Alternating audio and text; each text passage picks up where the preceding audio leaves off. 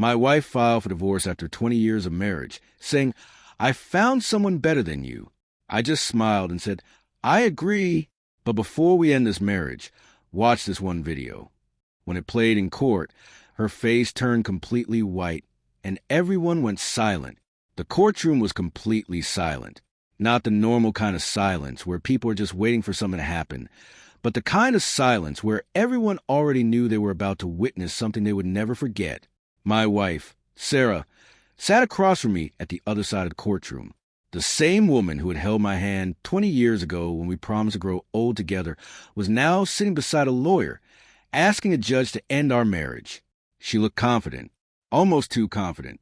She wore an expensive designer dress, carried a luxury handbag, and kept checking her phone with a small smile on her face. A smile I had not seen directed at me in years. The judge looked down at the documents. "Mr. Anderson, your wife has filed for divorce after 20 years of marriage. Do you have anything you would like to say before we proceed?" Everyone looked at me. My family, her family, the lawyers. Even Sarah looked at me, expecting anger, begging, cry, anything. But I just smiled, a calm, almost peaceful smile. And then I said something that made everyone confused. "I agree." A few people in the courtroom whispered. Sarah's eyebrows lifted. She clearly didn't expect that answer. The judge looked surprised. "You agree with the divorce?" I nodded slowly. "Yes, Your Honor. If someone believes they have found a better life somewhere else, I won't force them to stay." Sarah looked away, almost satisfied. She thought she had won. She thought she had escaped. But then I reached into my folder and placed a small USB drive on the table. The smile on her face disappeared. I looked directly at her and said, "But before this marriage officially ends, I would like everyone to watch one video." Her lawyer immediately stood up. "Your Honor, we object. This is unnecessary." The judge looked at me. "What is on this video?" I looked at Sarah. Everything my wife forgot happened during the last 2 years of our marriage. The courtroom became even quieter. Sarah's face changed. For the first time that day, she looked nervous. The judge allowed the video. The courtroom screen turned on, and nobody was prepared for what appeared next. But before I tell you what was on that video, you need to understand how we got there. Because 20 years earlier, Sarah was not the woman sitting across from me. 20 years earlier, she was a woman who made me believe I had found my soulmate. I met Sarah when I was 28 years old. At that time, I was not rich. I didn't have a fancy car. I didn't own a big house. I was just a regular man trying to build a future. I worked long hours at a small construction company, sometimes coming home exhausted, covered in dust, barely having enough energy to eat dinner. But Sarah never cared about money. At least that's what I believed. The first time we met was at a small coffee shop. I was sitting alone, reviewing some work documents when she accidentally dropped her coffee near my table. She apologized immediately. "I'm so sorry. I wasn't looking where I was going." I laughed. "It's okay. At least my paperwork survived." She smiled. That smile changed everything. We started talking. One conversation became another. One coffee became hundreds. Within months, we were inseparable. Sarah was different from everyone I had met before. She told me she didn't care about expensive things. She said, "I don't want a perfect man. I just want someone who will stand beside me when life gets difficult." Those words stayed in my heart because I believed them. After a year, I proposed. I still remember that night. We were standing under a streetlight outside her apartment. I was nervous. My hands were shaking. I said, "Sarah, I don't know what the future will bring. I can't promise you a life without problems, but I promise I'll fight every day to make you happy." She cried. She said yes. And for the first several years, we were truly happy. We struggled together. We rented a small apartment. We counted every dollar. Sometimes we couldn't afford restaurants, so we cooked simple meals at home and laughed like we were the richest people alive. When our daughter Emma was born, everything changed. Sarah held our baby in her arms and whispered. We created a family. I remember thinking, this is everything I ever wanted. But life has a strange way of changing people. Over the years, my career improved. I started my own business. The small apartment became a house. The old car became a luxury vehicle. We were financially comfortable, and I thought success would bring us closer. But slowly, something changed. Sarah became different. At first, it was small things. She started comparing our life with other people. Look at Jennifer's husband. He bought her a vacation home. Look at Mark. He takes his wife on expensive trips every month. I ignored it. I thought maybe she was just stressed. Then she started spending more time away from home. She joined a fitness club. Then she started attending business events. She bought new clothes, changed her hairstyle. Nothing was wrong with wanting to feel good about yourself. I supported her. I told her, "You deserve to be happy." I didn't realize those words would one day hurt me, because Sarah started searching for happiness somewhere else. The first time I noticed something was truly wrong was our 20th anniversary. I had planned everything: a beautiful dinner, a private room at the restaurant where we first met. I even recreated our first date. I thought maybe this would remind us of who we used to be, but Sarah arrived late, almost 2 hours late. When she walked in, she wasn't excited. She looked annoyed. I stood up. "Happy anniversary." She forced a smile. "Oh, right. I completely forgot about tonight." Those words felt like a knife. Forgot? Our 20th anniversary? The day we promised forever? I tried to laugh. "It's okay. I know you're busy." We sat down. But during dinner, she kept checking her phone. Again and again. Finally, I asked, "Is everything okay?" She looked irritated. "Why do you always ask questions like that?" I was confused. "Because you seem distracted." She sighed. "You're always trying to fix things." That sentence stayed with me, because I wasn't trying to fix her. I was trying to save us. A few weeks later, I discovered something that changed everything. I came home early from work. The house was quiet. I walked upstairs and heard Sarah talking on the phone. At first, I didn't think anything of it, but then I heard a man's voice. I stopped. I stood outside the door. Sarah laughed, a laugh I hadn't heard from her in years. The same laugh she used to have with me. Then I heard her say, I know, soon everything will be different." My heart started racing. Different? With who? I slowly opened the door. Sarah turned around. The phone immediately went silent. Her face changed. "Why are you home?" It was not a greeting. It was fear. I looked at her. "Who were you talking to?" She looked away. "Just someone from work." I wanted to believe her. I really did. Because accepting the truth meant accepting that 20 years of my life might have been built on a lie. So I did something many people would consider foolish. I trusted my wife. But deep inside, a small voice told me something was wrong. And that voice was right. Because what I discovered over the next few weeks was something I never imagined. The woman I had spent 20 years protecting was planning to destroy everything we built, and she had no idea that I already knew. After that day, my entire life changed. But the strangest part was I never confronted Sarah immediately. I could have. I could have walked into that room, thrown the evidence on the table, and demanded answers. I could have shouted. I could have asked her how she could destroy 20 years of marriage for another man. But I didn't, because I didn't just want the truth. I wanted all of it.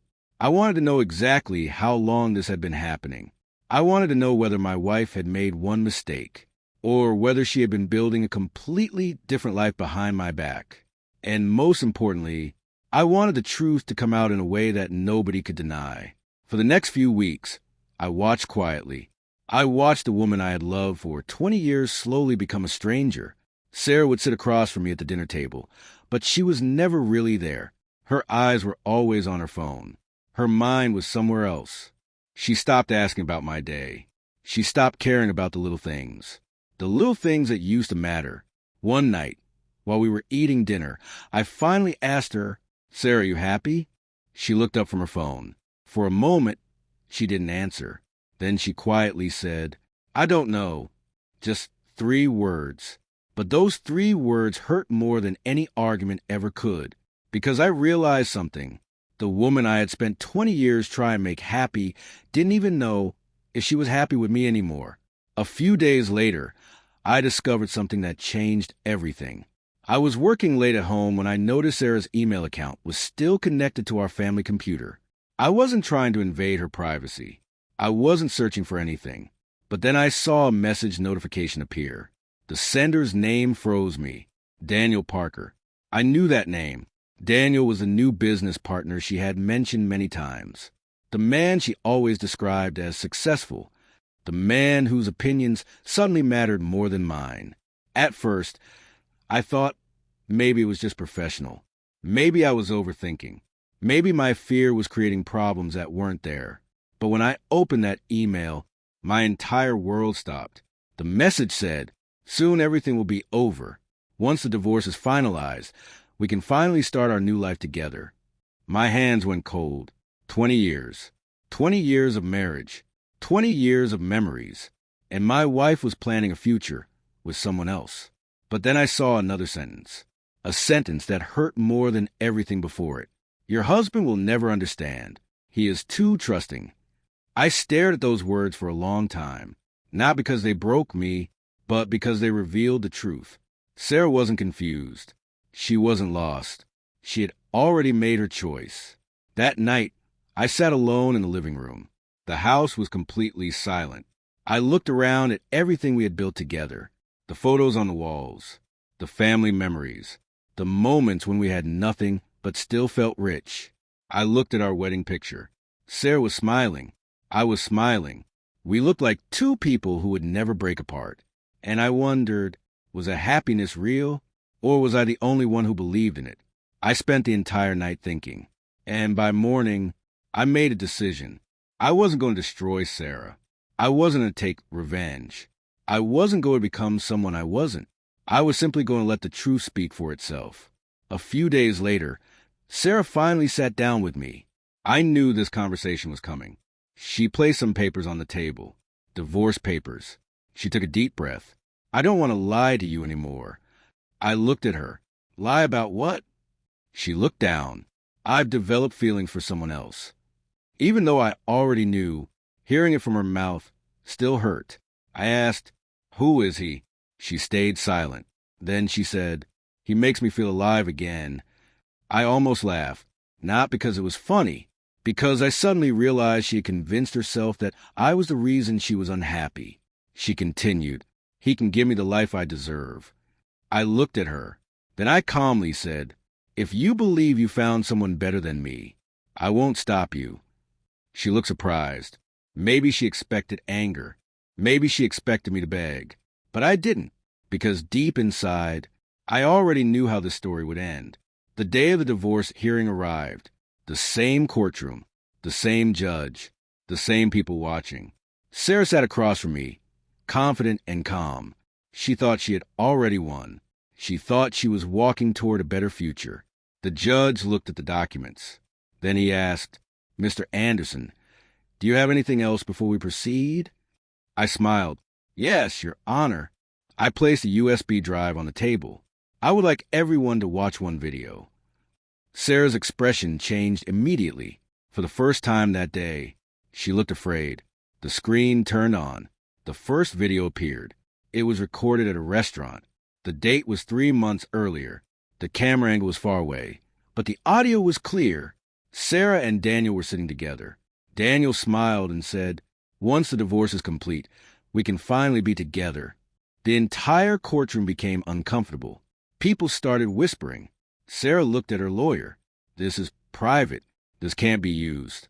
But the judge raised his hand. "Let's watch first." The video continued. Another clip appeared. Sarah and Daniel were walking into a hotel lobby. Then another video. Daniel was buying Sarah an expensive necklace. Everyone watching could understand what was happening. But then the final clip appeared. And that was the one that destroyed everything. It showed Daniel talking to a friend. The friend asked, "So, you're really leaving everything for Sarah?" Daniel laughed. "No." The courtroom became silent. Daniel continued, "Sarah thinks I'm going to build a future with her." He smiled. "But honestly, she's just useful right now." Sarah covered her mouth. Her eyes filled with disbelief. But the video wasn't finished. Daniel said, Once I get what I need from her business connections, I'll figure out the rest. The courtroom was completely silent. Not a single person moved. Then came the final recording. Daniel was talking with one of his assistants. The assistant asked, "Are you really planning to leave your wife for Sarah?" Daniel laughed. "Of course not." He paused. "Sarah is temporary." 2 words. But those 2 words destroyed Sarah's entire fantasy. The man she sacrificed everything for never planned to choose her. The video ended. The screen went black. Nobody spoke. The judge looked at Sarah. "Mrs. Anderson, do you have anything to say?" Sarah looked broken. She looked at me, not with anger, not with confidence, only regret. "How long did you know?" I answered quietly, "Long enough." Her eyes filled with tears. "Then why didn't you stop me?" I looked at her for a moment. Then I said, "Because I loved you." She stared at me. I continued, "And when you love someone, you don't force them to stay. You let them make their own choices, even if those choices hurt you." The divorce was finalized that day. I walked out of the courtroom alone. But for the first time in months, I felt free. Starting over wasn't easy. 20 years of memories don't disappear overnight. There were difficult days. There were lonely nights. But slowly, I rebuilt myself. My daughter Emma stayed close to me. One evening, she said, "Dad, I had no idea you were carrying all of that pain alone." I smiled. Then I told her, sometimes silence doesn't mean weakness. Sometimes silence means you are waiting for the truth to reveal itself. Months later, I heard that Daniel had disappeared from Sarah's life. The business deal failed. The dream she destroyed our marriage for was gone. One afternoon, Sarah came to my house. She looked different. The confidence was gone. The pride was gone. She looked like someone who finally understood the value of what she lost. She said, "I lost everything." I looked at her. "No, Sarah." She looked confused. "You didn't lose everything. You lost something you chose to leave behind." Her eyes filled with tears. "I'm sorry." I nodded. "I forgive you." She looked surprised. "You do?" "Yes." Then I added, "But forgiveness doesn't mean going back." Years have passed since that day. And when I look back, I understand one thing. Sometimes people chase something new because they believe it will make them happier. They forget the person who stood beside them during their hardest moments. They forget the sacrifices. They forget the loyalty. Sarah thought she found someone better than me. But in the end, the person she trusted most showed her the truth. And that day in court, the biggest decision wasn't made by the judge. It was made by the truth itself. Because sometimes the person who walks away from you believing they found something better only realizes later they walked away from the best thing they ever had.